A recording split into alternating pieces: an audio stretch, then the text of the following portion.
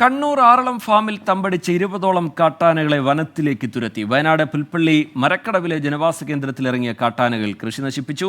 പത്തനംതിട്ട കല്ലേലി എസ്റ്റേറ്റിലും കാട്ടാനക്കൂട്ടം ഇറങ്ങി.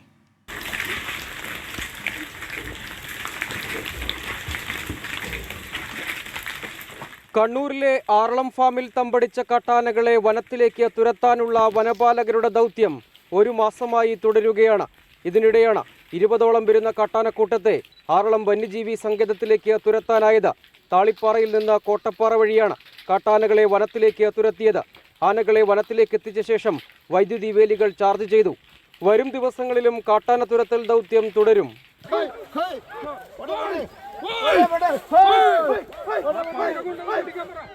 വയനാട് പുൽപ്പള്ളി മരക്കടവിൽ ജനവാസ മേഖലയിൽ ഇറങ്ങിയ കാട്ടാനകളെ വനം വകുപ്പ് സംഘവും നാട്ടുകാരും ചേർന്ന് തുരത്തി.